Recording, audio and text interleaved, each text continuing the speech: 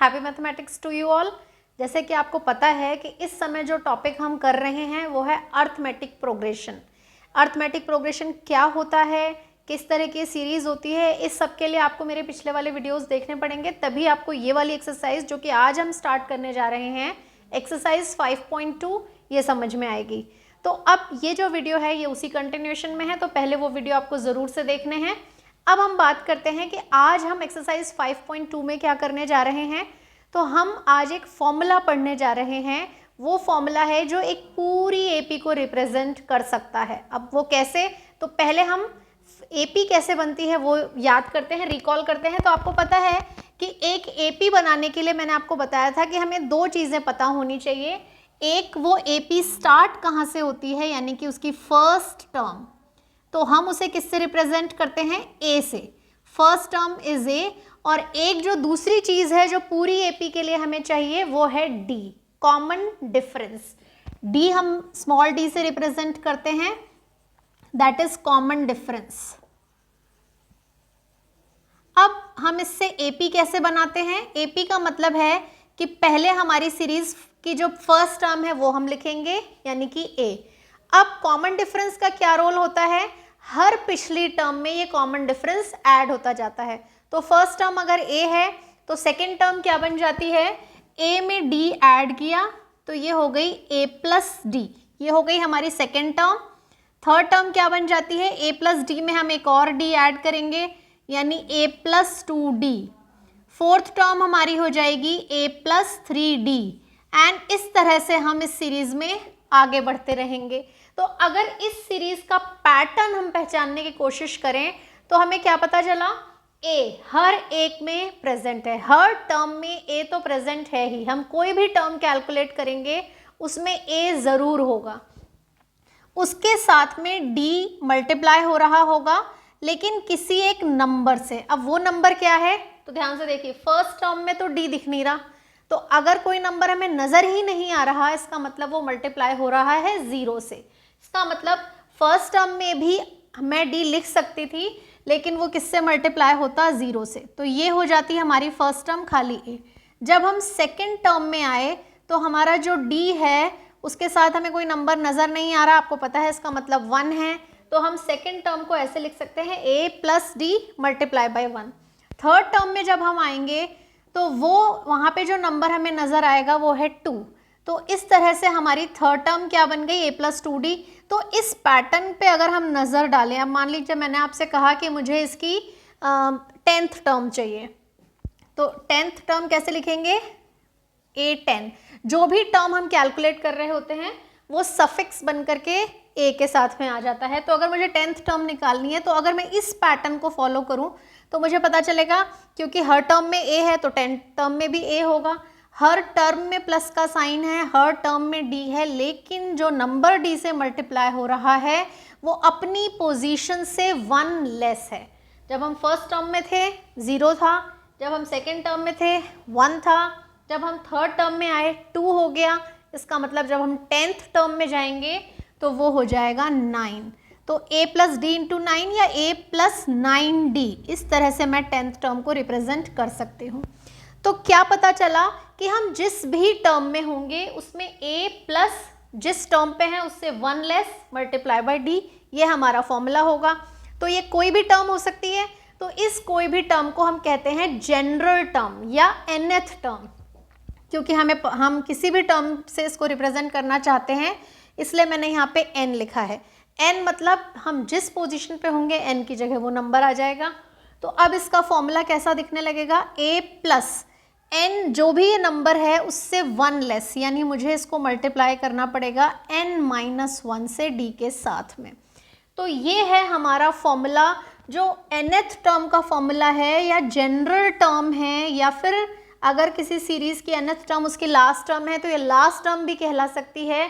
ये फॉर्मूला एक पूरी एपी को रिप्रेजेंट कर रहा है, पूरी एपी। वो पूरी एपी कैसे, अगर हम फर्स्ट पोजीशन पे हैं तो n की जगह 1 आएगा, 1 माइनस 1 0, यानी हमारे पास आ गया a प्लस डी इंटू 0, यानी कि सिर्फ a।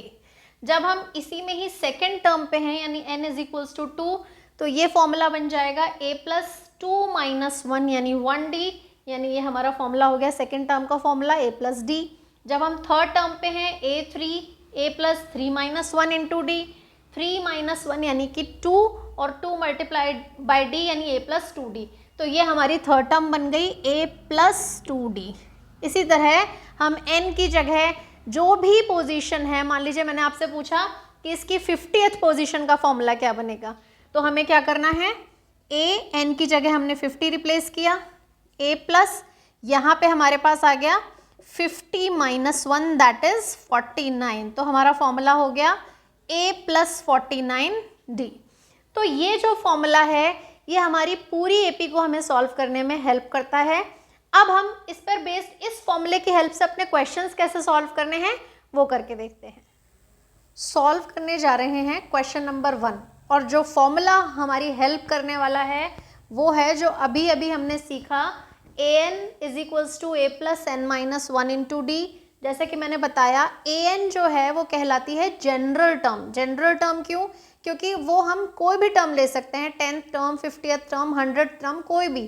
तो n की जगह हम वैल्यू पुट करेंगे और वो हर टर्म को रिप्रेजेंट कर सकती है। जनरल टर्म के अलावा इसको nth टर्म भी कहते हैं, और अगर वो सीरीज की जनरली लास्ट टर्म है तो हम इसे लास्ट टर्म भी कह सकते हैं।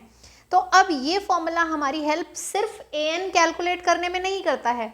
हो सकता है हमें an और d में से कोई भी चीज़ें, कुछ इन्फॉर्मेशन दी जाएं और कुछ मिसिंग कर दी जाएं, तो वो मिसिंग इन्फॉर्मेशन सब हम इसी फॉर्मूले से कैलकुलेट कर सकते हैं।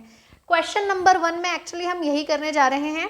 फर्स्ट पार्ट जो है उसमें तो हमें an कैलकुलेट करना है, लेकिन बाकी के पार्ट्स में डिफरेंट चीज़ें अननोन है और हमें वो 1 बाय 1 कैलकुलेट करके देखनी है। एक ही फॉर्मूला सब में हमारी हेल्प कैसे करेगा वो अभी हम इस क्वेश्चन को सॉल्व करके देखते हैं। तो सबसे पहले बात करते हैं फर्स्ट क्वेश्चन की। फर्स्ट पार्ट में हमें जो इन्फॉर्मेशन दी गई है उसमें है a इज इक्वल्स टू 7। तो सबसे पहले मैं क्या करती हूँ, फॉर्मूला लिख लूंगी। अपना फॉर्मूला मैंने लिखा an is equals to a plus n minus 1 into d, और जो जो इन्फॉर्मेशन इन्होंने दी है वो मैं अपने फॉर्मूले में रिप्लेस कर लेती हूँ। तो सबसे पहले मैंने a की जगह लिखा 7, n की जगह हमारे पास 8 है तो मैंने यहाँ 8 माइनस 1 लिखा, और d की वैल्यू 3 है तो वो रिप्लेस कर दिया। तो ये बन गया 7 प्लस 8 माइनस 1 7 होता है, तो 7 इंटू 3 यानी कि 7 प्लस 21, यानी हमारे पास आंसर आ गया 28। तो इस तरह हमने nth टर्म कैलकुलेट कर ली 28। तो ये जो खाली जगह है यहाँ पे मैं रिप्लेस कर सकती हूँ अब 28। तो अब सेकेंड क्वेश्चन में आते हैं। सेकेंड क्वेश्चन की खास बात यह है कि अब की बार उन्होंने an हमें दिया है, an की वैल्यू 0 है, और जो चीज़ अननोन रखी है वो है d, यानी अब की बार हमें d कैलकुलेट करना है। फॉर्मूला हम वही काम में लेने वाले हैं, सिर्फ जो जो चीज़ें पता हैं वो रिप्लेस करते जाएंगे। तो अब हम आते हैं सेकेंड पार्ट में। फिर से मैंने वही फॉर्मूला लिखा an is equals to a plus n minus 1 into d. an की जगह अब की बार मैंने रिप्लेस किया 0, a की जगह रिप्लेस किया -18, n की जगह रिप्लेस किया मैंने 10, यानी कि 10 माइनस 1, और d हमें कैलकुलेट करना है। तो अब कैसे करेंगे, जैसे लीनियर इक्वेशंस हम सॉल्व किया करते थे बिल्कुल वैसे इसको सॉल्व करेंगे। 18 को मैंने इधर भेजा, ट्रांसपोजिशन करते ही इसकी जगह हमारे पास प्लस 18 आ गया। यहाँ पे जो 10 माइनस 1 है ये हो जाएगा 9 इंटू डी। तो अब d कैलकुलेट करने के लिए हम 9 को ले जाके 18 से डिवाइड कर देंगे, तो हमारे पास d की वैल्यू हो गई 2। तो हमें क्या पता चल गया, यहाँ पे हमें d पता चल गया जिसकी वैल्यू क्या है 2 है। अब जो नेक्स्ट पार्ट है उसमें a अननोन कर दिया गया है, तो अब वो कैसे सॉल्व करेंगे, वही ट्रिक जो हम यहाँ काम में ले रहे हैं। फॉर्मूला हमारा एक ही है an का, जो पता है वो रिप्लेस करेंगे, जो नहीं पता है वो कैलकुलेट करेंगे। तो सबसे पहले लेते हैं थर्ड पार्ट में हमने फिर से फॉर्मूला लिखा an is equals to a plus n minus 1 into d. ये फॉर्मूला आपको बिल्कुल टिप्स पे होना चाहिए, इसलिए क्वेश्चंस में बार बार लिखेंगे तो आसानी से याद हो जाएगा। an की जगह थर्ड पार्ट में जो वैल्यू है वो है -5, तो मैंने यहाँ -5 रिप्लेस किया। a अननोन है इसलिए उसको एज इट इज़ रहने दिया। n 18 है तो वो बन जाएगा 18 माइनस 1, और d की जगह हमारे पास आ जाएगा -3। तो अब सॉल्व करने के लिए -5 a प्लस 18 माइनस 1 यानी 17, और 17 को हम 3 से मल्टीप्लाई करेंगे तो वो हो जाएगा 51। तो हमारे पास आ गया a माइनस 51। अब ट्रांसपोजिशन a की वैल्यू कैलकुलेट करनी है तो -5 और ये 51 उधर जाके पॉजिटिव हो जाएगा, तो हमारे पास a की वैल्यू आ जाएगी 51 माइनस 5 यानी 46। तो इस तरह से थर्ड पार्ट में हमने a कैलकुलेट कर लिया उसी फॉर्मूले से। अब हम आते हैं फोर्थ पार्ट पे। फोर्थ पार्ट में हमें क्या करना है, फोर्थ पार्ट में जो चीज़ अननोन है वो है n। अब की बार हमें n कैलकुलेट करना है, तो हम फॉर्मूले में वैल्यूज पुट करते जाते हैं। सबसे पहले मैंने फॉर्मूला लिखा, फॉर्मूला है an is equals to a plus n minus 1 into d. अब इसमें वैल्यूज डालते हैं। an की जगह हमारे पास 3.6 है, तो यहाँ मैंने लिखा 3.6। a की जगह -18.9 है, वो रिप्लेस कर देंगे। n हमें पता नहीं है और d की वैल्यू हमें कितनी दी गई है 2.5, तो वो मैंने यहाँ लिख दी। अब क्या करना है, लीनियर इक्वेशन की तरह इसको सॉल्व करना है। सबसे पहले ट्रांसपोज जो चीज़ होगी वो है ये -18.9, ये इधर आके बन जाएगी +18.9, और ये जो n-1 इंटू 2.5 है ये एज इट इज़ रहेगा। यहाँ पे हम इसका सम करेंगे 522, तो ये ओवरऑल इन दोनों नंबर्स का सम हो गया 22.5। अब ये जो 2.5 है जो यहाँ मल्टीप्लाई हो रहा है, इसको ले जाके मैं यहाँ पे इससे डिवाइड कर सकती हूँ। तो इस वाले स्टेप में मैंने 2.5 को ले जाके इधर डिवाइड कर दिया, तो बच गया n-1। ये डेसिमल से डेसिमल रिमूव हो जाएगा और 25 की टेबल में ये नंबर 9 टाइम्स रिपीट होता है, तो ये 9 टाइम्स इसको कट कर देगा। ये 1 इधर आके इसमें प्लस हुआ, इसका मतलब हमारे पास n की वैल्यू आ गई 10, यानी कि ये वाले जो जगह है यहाँ पे n की जगह हम 10 लिखेंगे। इससे पिछले वाले क्वेश्चन का आंसर हमारा 46 था, तो मैं यहाँ 46 लिख देती हूँ। तो इस तरह से हमारे पास ये वैल्यूज आ गई। अब हम आते हैं लास्ट पार्ट पे। इस पार्ट की एक खास बात है जो मैंने पिछले वीडियो में भी डिस्कस की थी, वो ये कि अगर किसी सीरीज में d 0 होता है तो वो पूरी सीरीज एक ही नंबर से बनती है। यानी d 0 होने का मतलब है फर्स्ट टर्म और सेकंड टर्म दोनों सेम है, इसीलिए उनका कॉमन डिफरेंस 0 है। सेकंड और थर्ड सेम है, थर्ड और फोर्थ सेम है। तो क्योंकि यहाँ पे मुझे d 0 दिख रहा है, तो मुझे बिना सॉल्व किए ही पता है कि सीरीज की हम कोई सी भी टर्म निकाल लें, फर्स्ट टर्म अगर 3.5 है तो उसकी हर टर्म 3.5 ही होगी। लेकिन ये बात अगर मुझे किसी को एक्सप्लेन करनी है कि ये कैसे हुआ, फॉर्मूले की हेल्प से करनी है, तो हम फॉर्मूले में वैल्यू पुट करके इसको सॉल्व करते हैं। तो ये जो फिफ्थ पार्ट है, पहले मैंने फॉर्मूला लिखा a plus n-1 into d. अब मैं इसमें वैल्यूज़ रिप्लेस करती हूँ। an हमें कैलकुलेट करना है, a की जगह मैंने 3.5 लिखा, n की जगह मैंने लिखा 105 और d की जगह लिखा 0। अब क्योंकि d 0 है तो ये 105 माइनस 1 104 है, लेकिन 104 को 0 से मल्टीप्लाई करने पे आंसर 0 ही रहेगा, यानी हमारे पास an की वैल्यू 3.5 ही रहेगी। तो हर वो सीरीज़ जिसका d 0 होता है वो सीरीज़ में सारे नंबर सेम होते हैं। तो एक ही फॉर्मूले से हमने कितनी डिफरेंट चीज़ें निकाली। हमारे लिए जो एक अननोन है उसके अलावा सारी चीज़ें नोन होनी चाहिए, उनको हम इक्वेशंस की हेल्प से सॉल्व करेंगे और हमारे पास ये आंसर आ जाएगा। तो इस तरह से क्वेश्चन नंबर 1 किया। इसी फॉर्मूले पे अब हम आगे के क्वेश्चंस करने जा रहे हैं।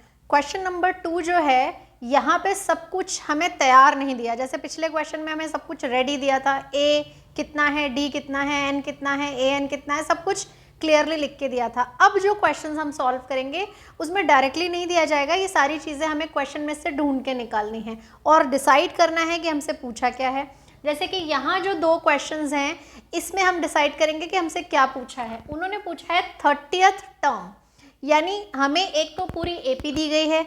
जैसे ही उन्होंने हमें AP दी, इसका मतलब हमें उसका A पता है, D पता है, और A और D पता चलने के बाद उन्होंने हमें कहा 30th टर्म हमें फाइंड आउट करनी है, यानी हमें पोजीशन दी गई है। हमें कौन सी पोजीशन के नंबर चाहिए, 30th पोजीशन की। सेकंड क्वेश्चन में हमें 11th पोजीशन का नंबर चाहिए। इसका मतलब हमें पोजीशन दिए, पोजीशन की वैल्यू कैलकुलेट करनी है, यानी हमें an कैलकुलेट करना है। कुछ क्वेश्चंस ऐसे भी आएंगे जिसमें an देके n पूछा जाएगा, तो वहाँ पे कोई कन्फ्यूजन ना हो, इसलिए क्वेश्चन को पढ़ के अच्छे से डिसाइड कर लेना है हमें कि हमसे क्या देके क्या पूछा गया है। यहाँ पे पोजीशन दी है, इसका मतलब हमें an पूछा है। कई जगह पे हमें an दिया जाएगा, n पूछा जाएगा। जब उसके क्वेश्चन आएंगे तो मैं आपको बताऊंगी कि वो कैसे पता लगाना है। अभी फिलहाल हमें इसमें क्या क्या पता है वो लिखना है। तो फर्स्ट पार्ट जो हमारा है उसमें एक सीरीज दी है 10, 7, 4 एंड सो ऑन। तो सीरीज से जो हमें पता चला वो था a जो कि 10 है, d जो कि 7 - 10 यानी -3 है, और क्योंकि ये हमें पोजीशन दी गई है तो n की वैल्यू हमें पता है 30 है, और जो चीज़ हमें कैलकुलेट करनी है वो है an। तो an का फॉर्मूला लेते हैं, an = a + n - 1 × d, और इसमें वैल्यूज रिप्लेस कर देते हैं। a की जगह 10, n की जगह 30, 30 - 1 और d की जगह -3। तो ये बन गया 30 - 1 29, 29 को हमने 3 से मल्टीप्लाई किया तो 3 × 9 = 27 होता है, और 3 × 2 = 6 and 2 8, तो 87, और 10 - 87 यानी मेरे पास जो आंसर आया वो है -77। क्योंकि हमें MCQ में 4 ऑप्शंस दिए गए हैं और हमें सेलेक्ट करना है, तो -77 ऑप्शन हो गया हमारा C ऑप्शन, यानी ये ऑप्शन हमारा करेक्ट है। तो इस तरह से हमने जैसे ये वाला किया बिल्कुल ऐसे ही हमें सेकेंड पार्ट भी करना है। सेकेंड पार्ट सॉल्व करते हैं, वहाँ पे भी हमें एक पूरी सीरीज दी गई है। तो सीरीज है -3, -1/2, 2 एंड सो ऑन। तो इस सीरीज से भी हम सबसे पहले a कैलकुलेट करेंगे जो कि -3 है, d कैलकुलेट करेंगे second term minus first term करके, तो -½ फिर माइनस का साइन और फिर -3। तो ये जो चीज़ है ये बन जाएगी -½ + 3। तो जब मैं इसे LCM वगैरह लेके सॉल्व करूँगी तो ये बन जाएगा -2 + 6 यानी कि 5/2। तो हमारे पास a और d हमें मिल गए, और n हमें पता ही है। क्वेश्चन में उन्होंने हमसे 11th पोजीशन का नंबर पूछा है, इसका मतलब हमें n = 11 है, ये पता है, ये हमें रिप्लेस करना है। फॉर्मूला लेते हैं, an = a + n - 1 × d। a की जगह पे हमने रिप्लेस किया -3, n की जगह हमें रिप्लेस करना है 11, 11 - 1 × 5/2, -3 + 11 - 1 10 × 5/2, 2 से इसको कट किया 5, -3 + 25, तो 25 में से 3 सब्ट्रैक्ट किया, आंसर हो गया 22। तो 4 में से ये ऑप्शन हमें बी पोजीशन पे दिख रहा है, इसका मतलब सेकंड क्वेश्चन का आंसर है बी, यानी 11th पोजीशन पे जो नंबर होगा इस सीरीज में वो होगा 22। तो इस तरह हम सेकंड क्वेश्चन हमने सॉल्व किया जिसमें हमने an कैलकुलेट किया। अब आगे के क्वेश्चन करते हैं और उसमें पता लगाएंगे कि किस तरह हमें चीज़ें ढूंढ के निकालनी है। अब हम सॉल्व करने जा रहे हैं क्वेश्चन नंबर 3। इस क्वेश्चन की खास बात यह है कि यहाँ पे बहुत सारी AP दी गई हैं, लेकिन हर AP में 2 ही नंबर्स हमें गिवन है। ध्यान से देखिए, ये 5 जो चीज़ें हैं, पांचों की 5 AP हैं इन द फॉलोइंग AP, क्योंकि उन्होंने कहा है कि AP है, इसका मतलब हमें इन सबको AP अज्यूम करना है, और हर AP में 2 इन्फॉर्मेशन दी है। और AP को लेकर के मैंने आपको पहले भी बताया है कि अगर हमें AP में 2 इन्फॉर्मेशन पता हो तो हम पूरी AP कैलकुलेट कर सकते हैं। अब किस तरह से, वो इन क्वेश्चंस में हम करके देखते हैं। जैसे जो फर्स्ट पार्ट है इसमें जो इन्फॉर्मेशन दी है उसमें से एक है फर्स्ट टर्म यानी A, दैट इज 2, और एक दी है हमें थर्ड टर्म, तो हम उसे लिखेंगे A3 = 26। और ये जो 2 इन्फॉर्मेशंस हैं ये हमेशा 2 इक्वेशंस फॉर्म करेंगी, और उन 2 इक्वेशंस को कैसे सॉल्व करते हैं वो आपने लीनियर इक्वेशन में सीखा है। 2 इक्वेशंस को सॉल्व करने के लिए एलिमिनेशन, सब्स्टिट्यूशन, कोई भी मेथड हम यहाँ पे अप्लाई कर सकते हैं। तो जैसे ये क्वेश्चन है, a की वैल्यू 2 है और A3, अब A3 को जब हम AP में लिखते हैं तो किस तरह से लिख सकते हैं, A3 = 26। A3 का मतलब है A + 2D, वही फॉर्मूला जो मैंने आपको बताया था कि हम an = a + n - 1d use करते हैं, वही मैंने यहाँ यूज़ किया है। a की जगह a लिखा है, n - 1 यानी कि 3 - 1 की जगह मैंने यहाँ पे 2d यूज़ किया है, तो a + 2d = 26। a की जो वैल्यू है वो हमें 2 गिवन है इस वाले पार्ट में, क्योंकि हमें a की वैल्यू 2 गिवन है, ये हमारी इक्वेशन 1 है, तो वो हम यहाँ रिप्लेस कर लेते हैं। तो 2 + 2d = 26 हो गया, 2d = 26 में से अब ये 2 जाके सब्ट्रैक्ट हो जाएगा, 24 आ जाएगा, यानी डी की वैल्यू हमारे लिए हो गई 24 डिवाइडेड बाई 2 यानी कि 12। अब मुझे ए पहले से ही पता था 2 और डी भी पता चल गया 12, तो ये जो भी मिसिंग टर्म्स हैं अब हम वो कैलकुलेट कर सकते हैं। फर्स्ट पार्ट में जो मिसिंग टर्म है वो है सेकेंड पोजीशन पे, यानी वो सेकेंड टर्म हो गई। अब सेकेंड टर्म का फॉर्मूला आपको पता है क्या होता है, A2 that is A plus 1D। मैं पूरा भी लिख सकती हूँ लेकिन हम शॉर्ट फॉर्म में कर लेते हैं इसको। यहाँ पे हमें 2 - 1 लिखना चाहिए, जिसकी जगह मैं सीधे 1 लिख रही हूँ। तो हमारे लिए सेकेंड टर्म का फॉर्मूला है A प्लस डी।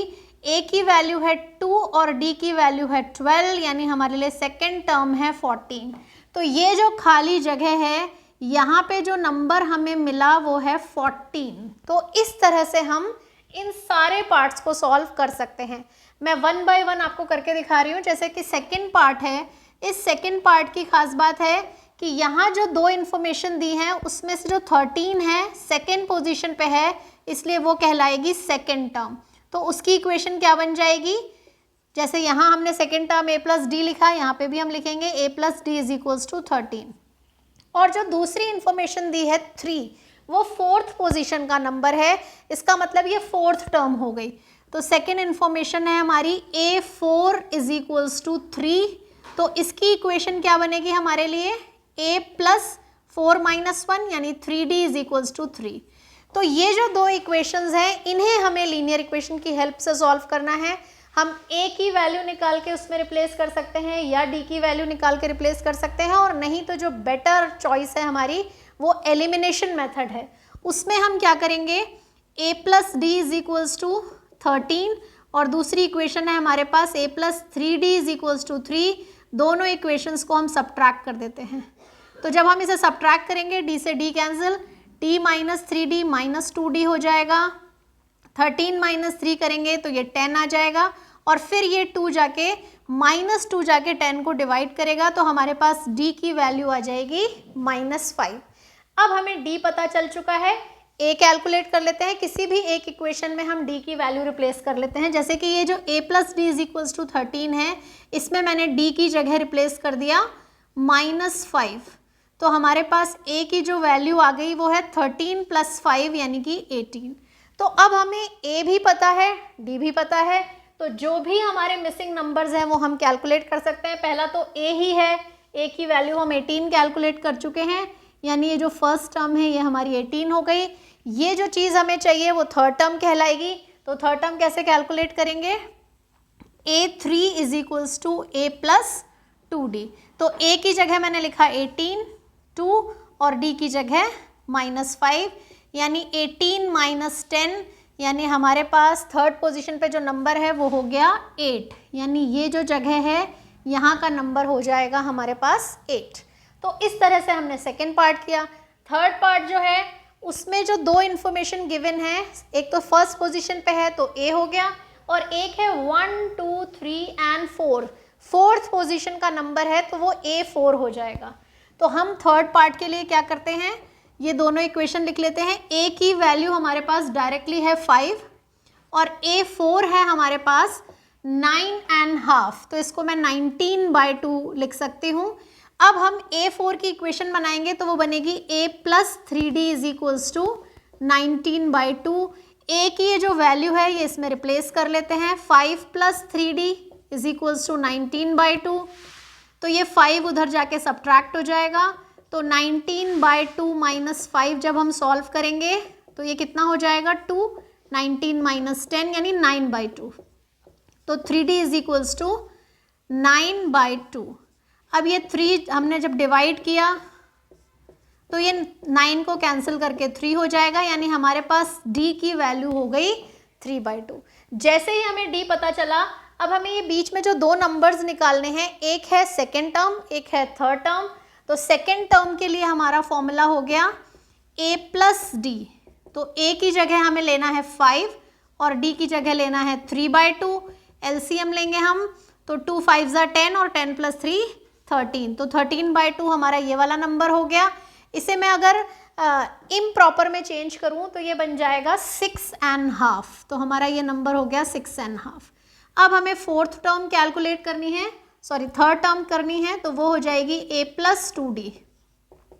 तो a की जगह मैंने लिखा 5, 2d यानी 2 इंटू 3/2, 2 से 2 कैंसिल, 5 प्लस 3 8।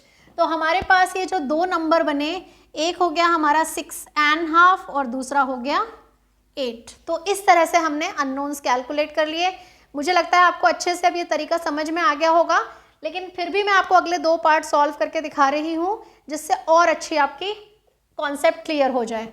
तो फोर्थ पोजीशन पे जो हमारा नंबर है, सीरीज है, उसमें फिर से हमें फर्स्ट पोजीशन का नंबर दिया गया है, यानी हमें a दिया गया है, और a के बाद हमें दिया गया है 1 2 3 4 5 एंड 6th पोजीशन का नंबर, यानी a6 इज इक्वल्स टू 6। तो ये जो a6 है, इसे जब हम a plus n minus 1 into D फॉर्मूले में चेंज करेंगे, तो क्योंकि 6 पोजीशन से a1 लेस हो जाएगा तो ये 5d बन जाएगा।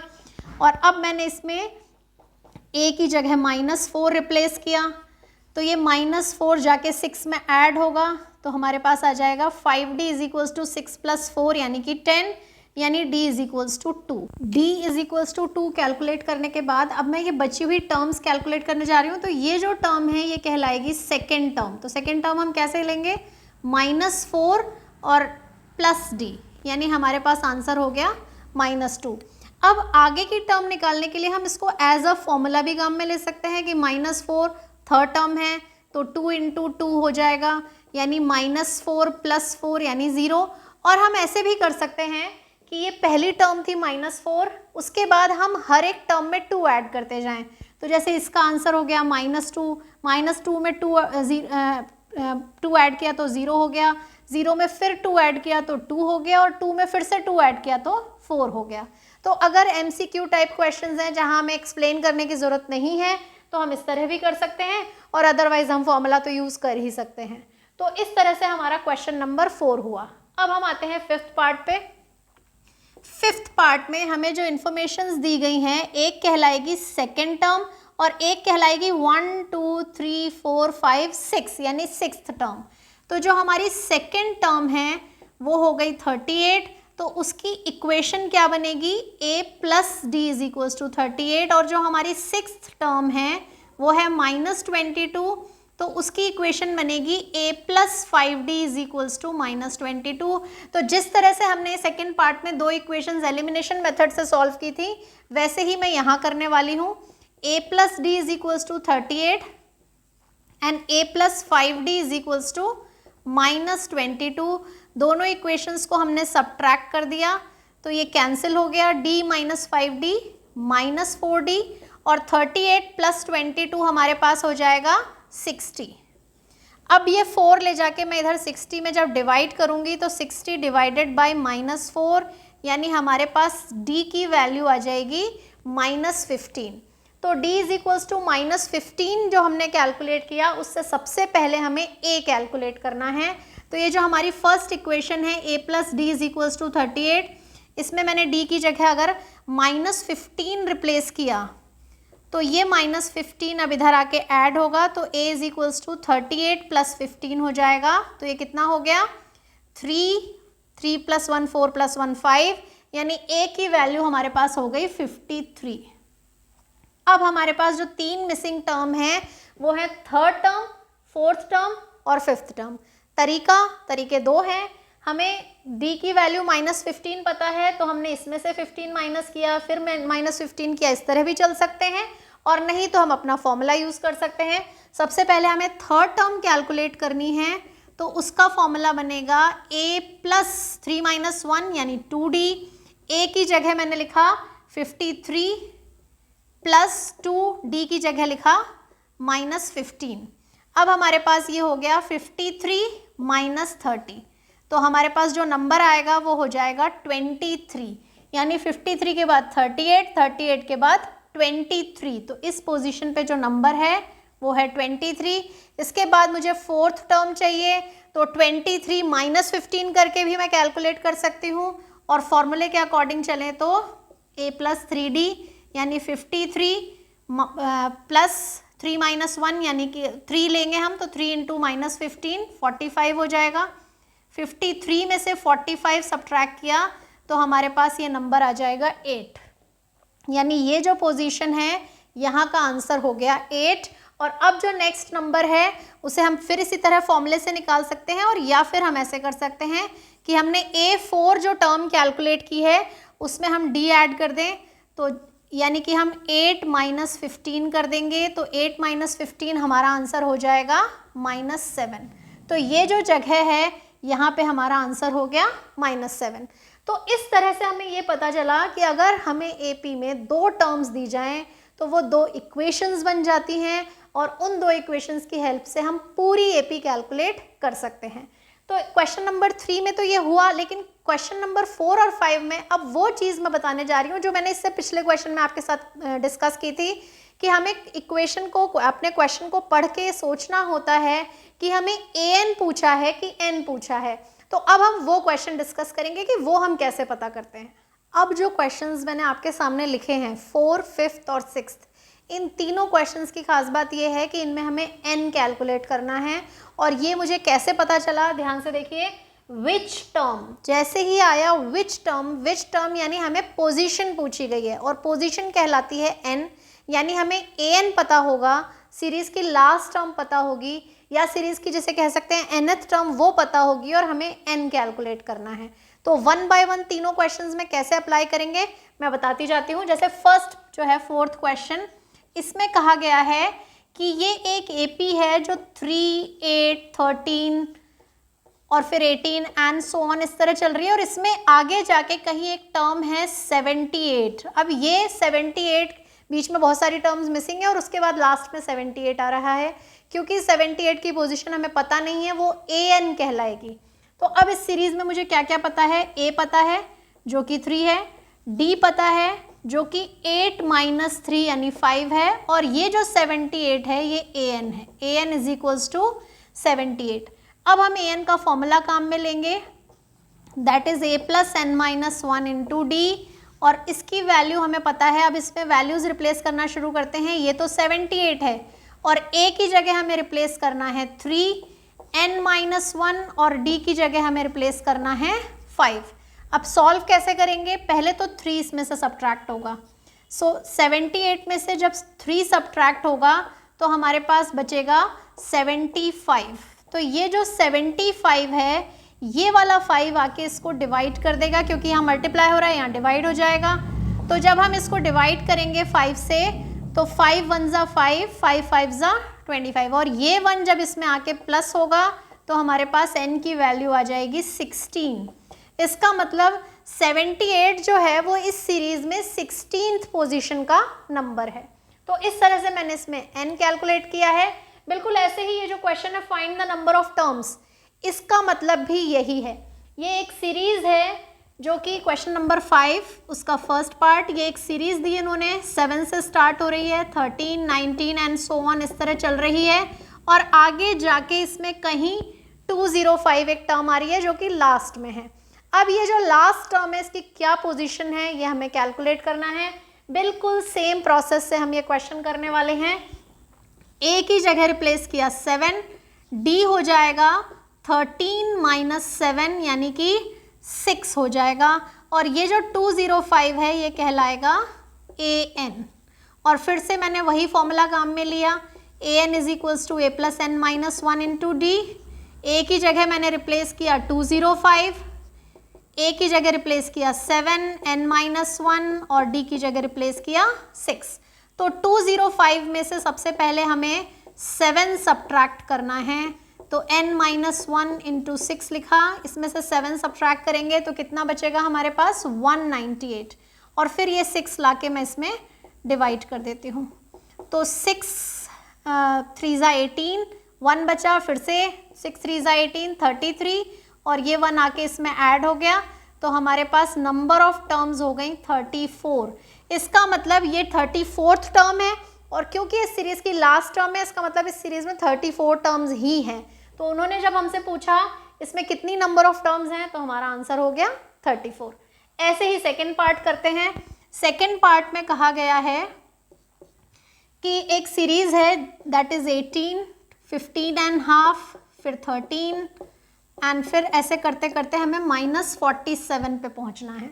तो अब इस सीरीज में हमें ए, डी और ये सारी चीज़ें लिखनी है। तो सबसे पहले ए लिखते हैं। ए तो हो गया 18 और डी कैलकुलेट करने के लिए 15.5 में से मुझे 18 सब्ट्रैक्ट करना है। तो 15 2 ज़ा 30 और 31/2 ये हो गई हमारी सेकेंड टर्म। इसमें से 18 सब्ट्रैक्ट करेंगे तो 2 एलसीएम लिया, 31 - 36 तो हमारे पास आ गया -5/2। तो हमारे लिए इस सीरीज का डी है -5/2 और एन है हमारा -47। तो एन की जगह मैं लिख सकती हूँ a + n-1 into d is equals to -47। यहाँ पे हमने वैल्यूज रिप्लेस करना शुरू कर दिया। यहाँ पे 18 आ गया, यहाँ n-1 इंटू -5/2 हो गया। तो सबसे पहले हम 18 को ट्रांसपोज करते हैं। तो n-1 इंटू -5/2 -47 एंड -18। तो यहाँ पे इनका सम कितना हो गया 5, 4n1 5n1 6 30 65। और अब ये जो -5/2 है इसे हम क्रॉस मल्टीप्लाई करते हैं। तो जो 2 है वो मल्टीप्लाई होगा, -5 डिवाइड होगा, 5 से 5 नेगेटिव साइन से नेगेटिव साइन कैंसिल किया, 5 की टेबल से इसको किया 13।